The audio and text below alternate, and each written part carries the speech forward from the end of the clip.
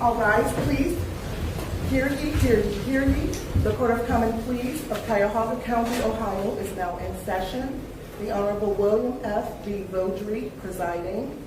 All persons having business before the court are admonished to draw near, give attention, and you shall be heard. May God save the United States, the state of Ohio, and this honorable court. Thank you. Please be seated.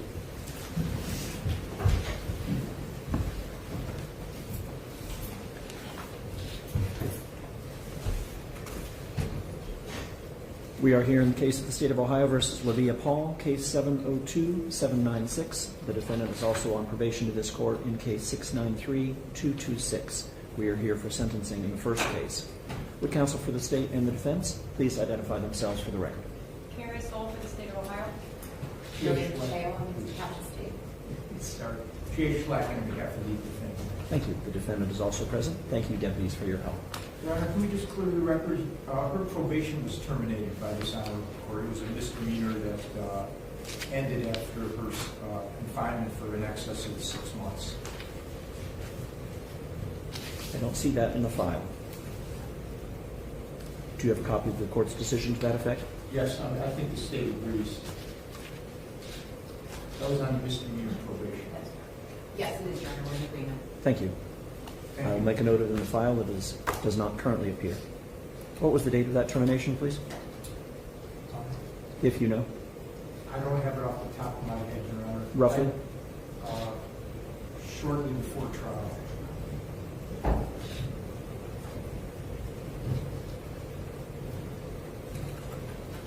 Thank you. Sorry to interrupt. That's quite all right. Thank you. I have before me requests for media coverage from 3 particular outlets. I will approve them all. Always glad to welcome representatives of the state. As a former reporter myself.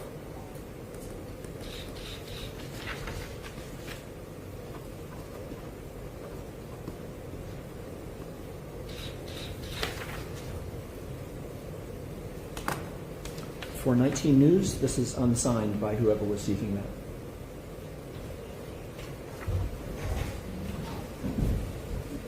Please note who is attending and sign.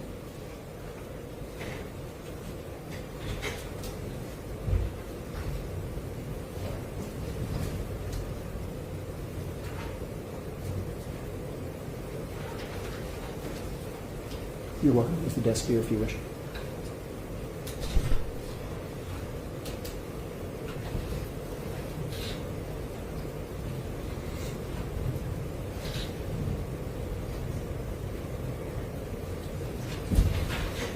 Thank you.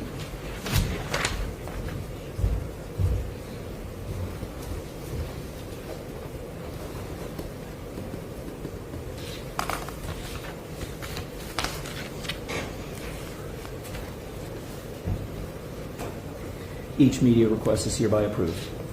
I have before me the pre-sentence investigation report of April 30th, 2026.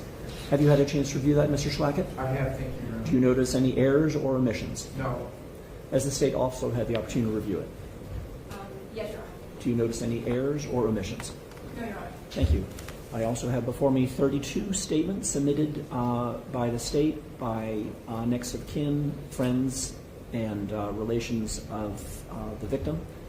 Anybody who did submit a letter to the court, be assured, please, I have read them all. If you would like to speak today, you may, but it would not be necessary if you would only be, in essence, repeating what you said in your letter. Counsel for both the state and the defense, of course, may speak to anybody who does wish to be heard and determine who might come forward. Please silence all cell phones and pagers. You would have passed 3 signs on your way into the courtroom telling you to do so. If you're not sure, please check any cell phones and pagers now to be sure they are entirely silenced. Thank you. Mr. Schlackett, would you like to be heard as to sentencing?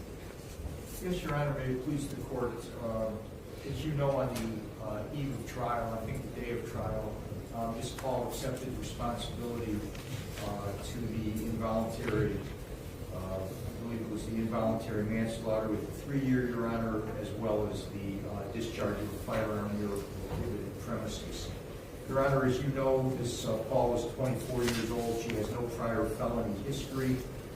Judge, you know a little bit about the case, what happened factually, but let me just share with you from Levia's perspective. Levia and the young lady that got shot and run had no animosity. In fact, they were romantically involved. They were close. They actually cared very deeply for each other. It's a tragic event. They were at the park that night. There was a lot of intoxication. Everybody had been drinking the entire day for like 12, 14 hours. Levia had a firearm with her. Being naive to firearms, she took out the cartridge casing to a semi-automatic 9mm, thinking that when you took out the casings, the clip, as they call it, she thought the gun was unloaded. Had no idea that the gun had one bullet that was seated in the chamber. They were involved in a discussion. There became not a fight, but a physical, little bit of an altercation where Levia was approached. She became afraid and she shot the gun one time just to scare the young lady, and tragically, I mean, it didn't hit her in the arm or leg, or it wouldn't be here. It killed her. And this is something that this young lady is going to have to live with the rest of her life. It was actually, Your Honor, if we had proceeded to trial, I was going to defend this case under what was called a reckless homicide, where she just said, there's a lot of case law on it, where you have a gun, you think it's unloaded, and then you use it, and it's reckless, because a responsible person wouldn't do that. That's the standard of recklessness under the Ohio jury instructions. But she did accept responsibility. The plea agreement came with a agreement, Your Honor, of a range for this honorable court, if this honorable court's willing to accept the range, which of course the court's not bound by, but hopefully you'll accept it. We've negotiated very difficultly, very strenuously to get an agreement between not less than 15 and not more than 25. Based on all the factors of 29, 29, 11, 12, 13, and 14, I submit to you most respectfully, Your Honor, that the appropriate range for this young lady would be 15 years. That will adequately punish her. It would not demean the seriousness of the offense, and it's going to give this basically first offender a very long time to consider what she did to a young lady that she deeply cared for. I know that the family's extremely upset, of course, as well they should be. My client's got a courtroom full of people, Your Honor. Outside, there's a number of other people that couldn't get in just due to the size of the courtroom. Her mom and dad are here, all her family. She's got a lot of support. As there is limited space, I'd ask my bailiff to pass along to counsel of both sides to please select those who have the nearest relation to both the victim and the defendant in turn. You've done so, I presume. Yes, we have, Your Honor, and the most important people for Levia are here in the courtroom. All of her other well-wishers are outside. I see Ms. Your Honor, nodding as well. Yes, Your Honor. Thank you. Thank you. So I would most respectfully request, Your Honor, that you impose the 15-year sentence. 15 years to this young lady is quite a while to do, but she does have a life. She'll have a life thereafter. I know that the victim doesn't, and they've got a significant loss. Levia is truly sorry. She'll tell you. She'll tell the family. She's sincerely sorry for what she did. It was never her intention. The biggest problem that Levia has, Your Honor, is that her conduct post-incident is what looks so bad. Rather than just stay there and tell the police what happened, perhaps the state would have been more responsive to her plea. But instead she ran away. And she was just scared to death, scared of what happened, afraid, didn't really know how to compartmentalize everything that happened or digest it. And she made the wrong decision. She ran away. The next day, she turned herself in. And I would hope, Your Honor, that you would consider some of the mitigatory remarks. This really is not the way she's lived her life. She has no prior history. She was not a young thug running around on the streets carjacking and shooting people. She just fooling around with a gun that night, thought it was unloaded, and here we are. So I'd ask you to consider those remarks, Your Honor. Thank you, sir. Thank you. Ms. Paul, is there anything you wish to add? I'm sorry. I never meant for any of this to happen. Will you speak up, please? So I'm sorry. I never meant for any of this to happen. I have to live with this for the rest of my life. Thank you, Your Honor. You may be seated. Is there anybody else who would like to be heard for the defense? Mr. Schlackett? Your Honor, you know what, in my experience, I never find it very helpful. I mean, the mom or dad would come in and say what a wonderful young lady she is, but you know what, if we spent the time, you know what they would say, that they're disappointed in her, she's really a good young lady, and she made a mistake, and they know that she's going to have to be punished appropriately. Thank you. Thank you. Would the state like to be heard? Yes, Your Honor. Thank you. Your Honor, the incidents that we're here for occurred on June 11, 2025, at approximately 3:30 in the morning.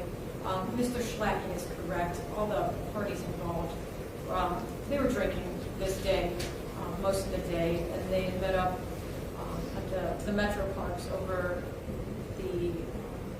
on the east side over in the 4th District area.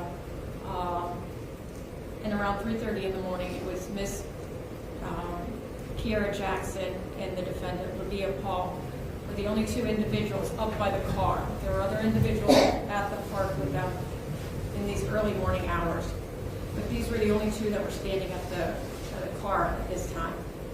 A gunshot was heard, and then Miss Paul and her sister and another individual quickly fled the scene. Miss Jackson was left there lying on the ground where her friend discovered her and called the police. Miss Jackson suffered a gunshot wound to the entrance, the bridge. The entrance of the gunshot wound was at the bridge of her nose, Your Honor. It was an intermediate range, they determined, the medical examiners, which means it was 2 to 4 feet.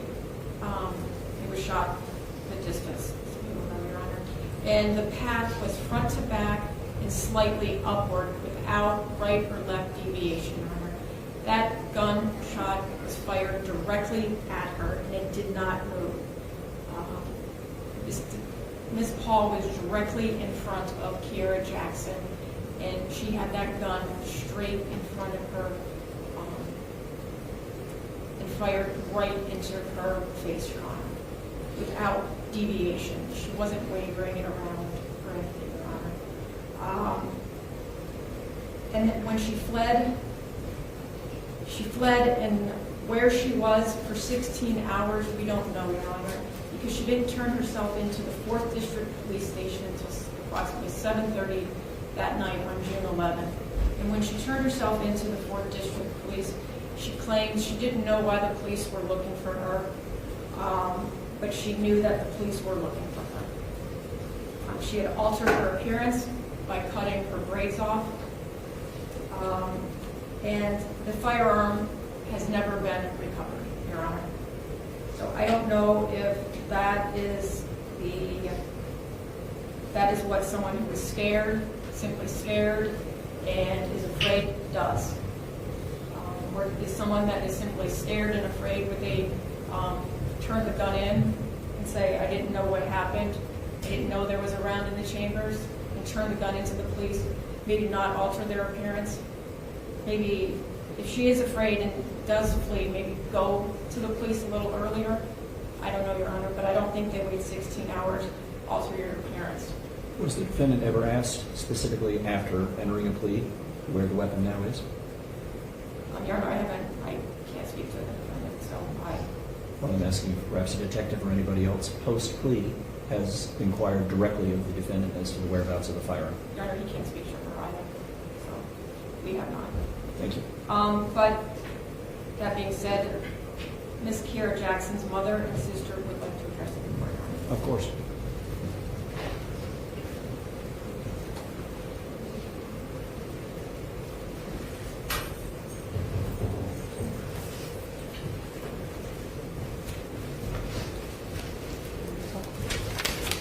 Welcome to you all. Hi, What is your name, please? My name is Kiara Jackson. I'm the younger sister of Kiara. You had written a letter to me? Huh? You had written a letter to me? Yes. No, not in there. I wrote it. It's right here. Yes. Will you spell your name for me? It is Kiashala Jackson. Are you sure you want to go first? What would you like to tell me, ma'am?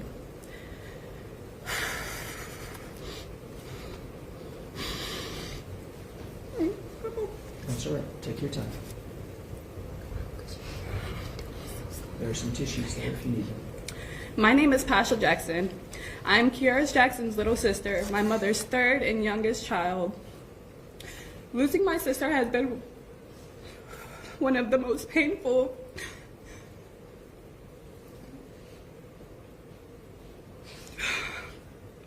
and life-changing experiences my family and I have ever had to face. Growing up the youngest, I have always looked up to my sister. Growing up, I've always looked up to my sister no matter what we went through. She was someone I could go to, someone I can confide in without any judgment. She was my best friend I never had to ask for.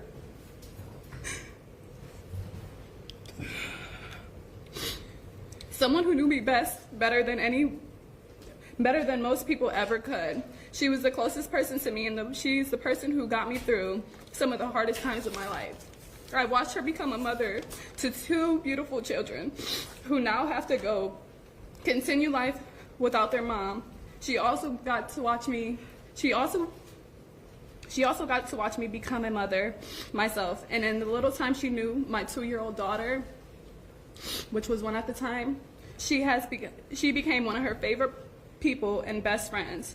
There's a pain knowing my daughter would grow up without being able to truly remember the bond they had or what kind of person her aunt was.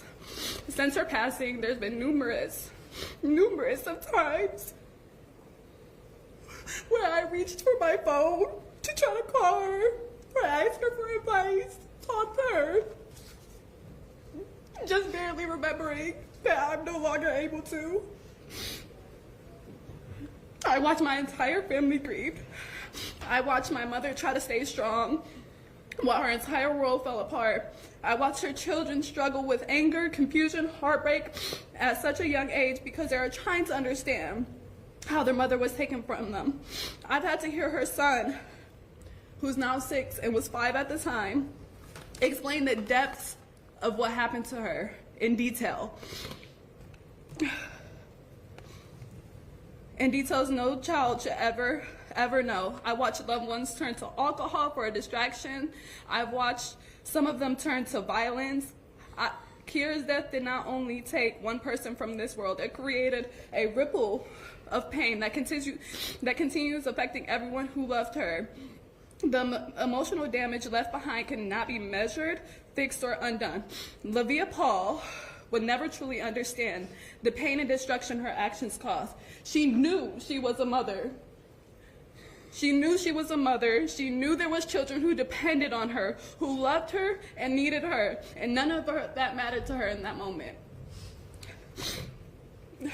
Because of her actions, 2 innocent children now have to grow up without their mother, and my family has to spend the rest of our lives carrying a grief that will never fully heal. Lavia's family will continue to be able to hear from her on holidays while we have an empty seat.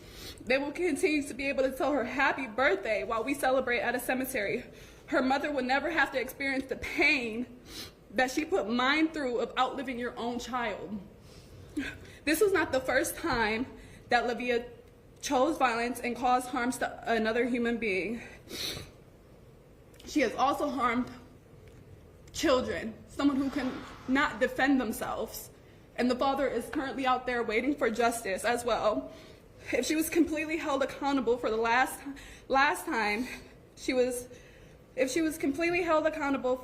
time and charged properly, my sister would still be here. My sister became another life destroyed by someone who had no regard for the pain and trauma left behind. We are forced to relive this heartbreak every day. She still gets to wake up and continue living her life while Kiara was taken from her. It was stolen from her. I ask this court to truly consider the lifelong impact that this has had on my family, especially on the children who now have to grow up without their mom. Nothing will ever bring my sister back, and nothing can undo the damage that has been done. But I ask that justice be served in a way that reflects the seriousness of what was taken. My family deserves that, and Kiara deserves that, and whoever else she ever harmed deserves that. Thank you. Thank you, ma'am.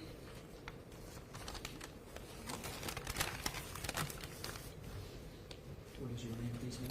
Michelle Piazza. I'm Kiara Jackson's mom.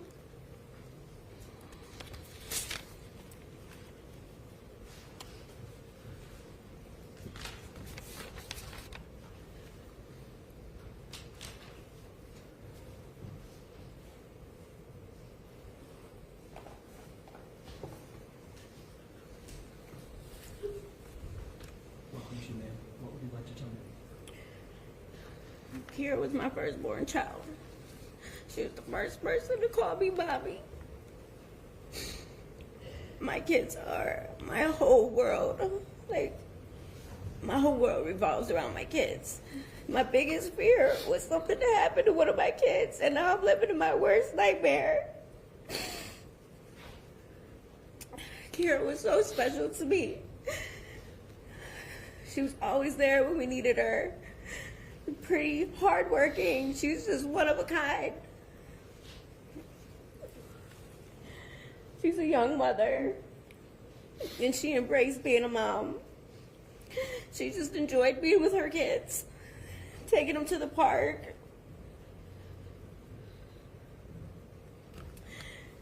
She was so proud of them. This has been the worst year of our lives. Kiara's gone. There's no more talks. There's no more vacations. There's no calls. There's no more I love yous. All we have is videos and pictures to look back on. At the end of the day, that's all we have. At the end of the day, Lavia's gonna go home. She still can call and talk to her family and friends and have a good time on face chat or whatever. And we just have to sit here and anticipate why she gets to fight for her rights and my daughter's rights were just taken away at a split of a moment.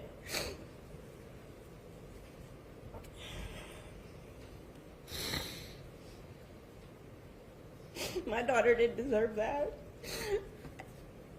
She was only 25 years old. 25 years old, and her life was just taken away.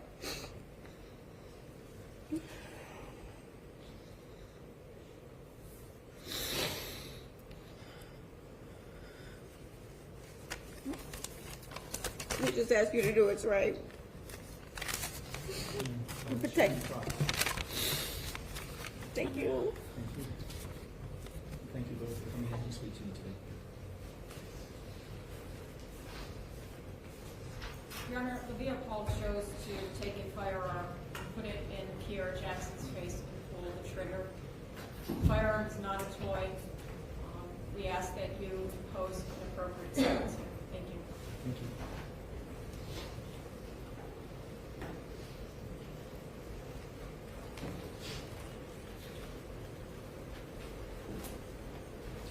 It appears to me that the defendant would be entitled to a 331-day jail credit. Would you agree, Mr. Schlacker? Yeah, that's back to June 11th of 2025, Your Honor. Would the state agree? Yes, Your Honor. Thank you. Were you appointed or retained, Mr. Schlacker? I'm retained, Your Honor. Thank you.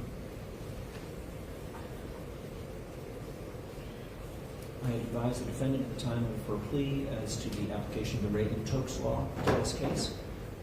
Would the defense like me to advise the defendant again, or was that advisory sufficient? It was sufficient, Your Honor. Thank you. To be clear, the parties also agreed that the defendant would not be granted judicial release as a condition of the plea. Is that so, Mr. Schlager? That's correct, Your Honor. You agree, Ms. Sullivan? Yes, Your Honor. Thank you.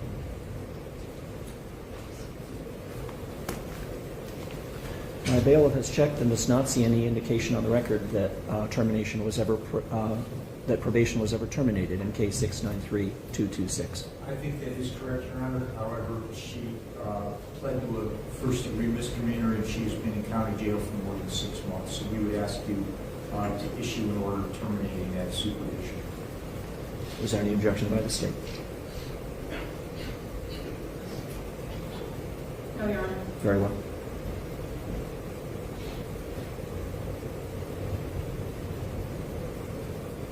Probation terminated in case 693-226.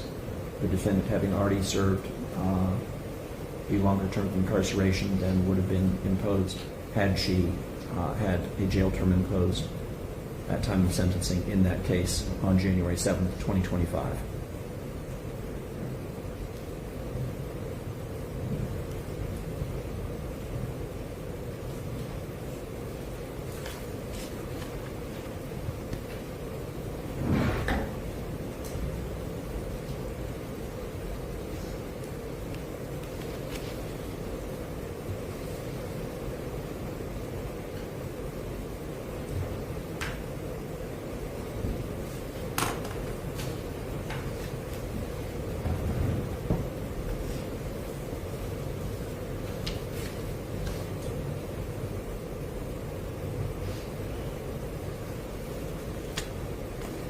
A moment, please.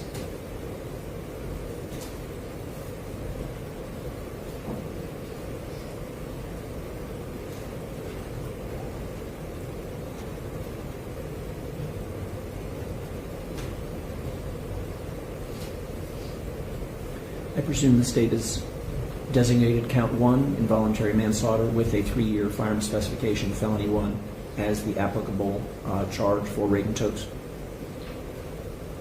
Yes, Your Honor. It's whichever count receives the highest sentence, yes. Thank you.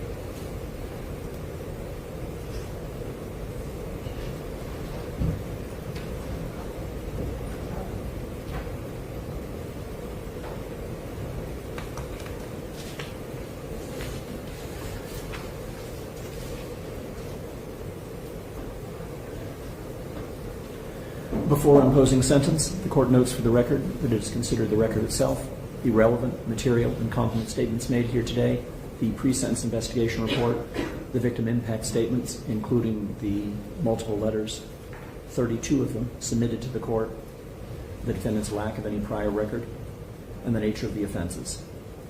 The court must and has formulated its decision based upon the overriding principles and purposes of felony sentencing, namely, to protect the public from future criminal acts by the defendant or others, and to punish the defendant using the minimum sanctions that the court determines accomplish those purposes, without imposing an unnecessary burden on the state or local government resources under Revised Code 2929.11a.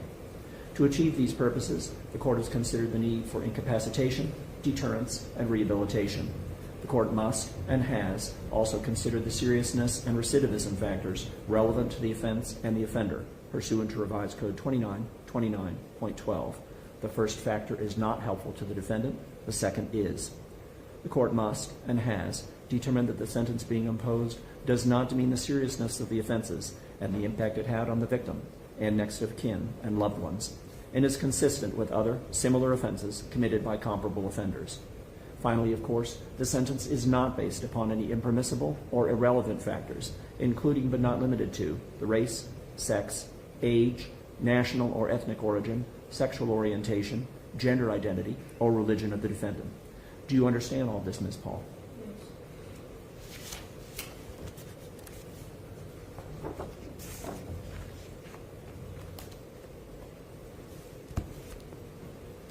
This case illustrates in terrible detail the toll that gun violence takes on American society today, and how reckless or even malicious handling of firearms has an effect not just upon the shooter, not just upon the person shot, but upon a broader community, family, friends, and loved ones.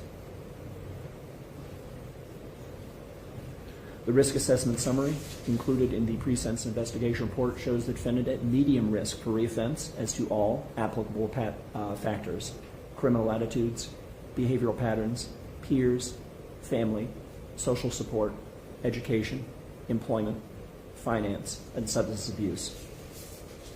The defense notes the defendant's lack of any prior record, her age, argues that no malice was shown here, that it was rather an act of recklessness. The state correctly notes that the defendant did flee, but did turn herself in 16 hours later, having altered her appearance, and did not volunteer to police where the weapon had gone. The state also notes that the shooting was at very close range, and in such a way that if the defendant did not know that the weapon was loaded, she must have intended to cause severe bodily harm, if not death, by pulling the trigger at that closer range. This case also illustrates that drinking and guns do not go well together.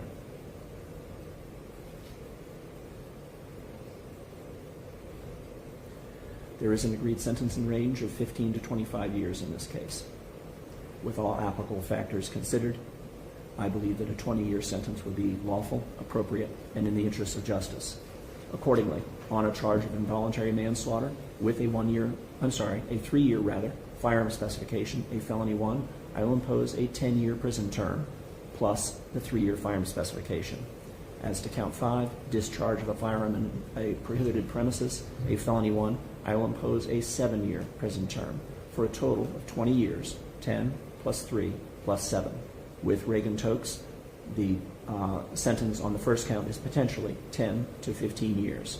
As you'll remember, Ms. Paul, I advise you at the time of your plea, under the Reagan-Tokes law, you have every incentive, you have every reason to obey the rules of the institution, not to get into any trouble, certainly not to hurt anyone, and if you do, you could end up serving an additional 5 years. You understand?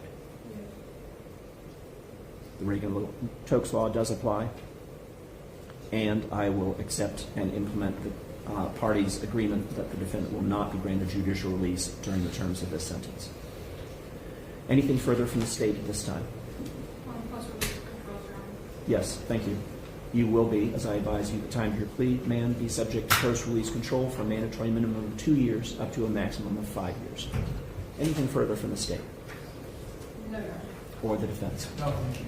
Do you have any questions for me, Ms. Paul? You're going to have a lot of time to think about what happened, to resolve to choose a better path forward. The day will come when you are released.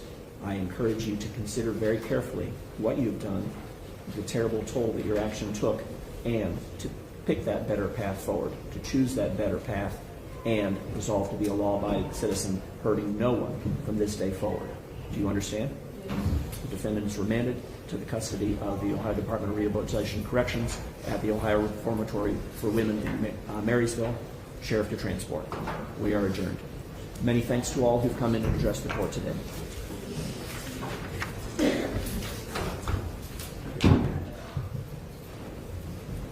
Mr. Schlackett, will you approach, please?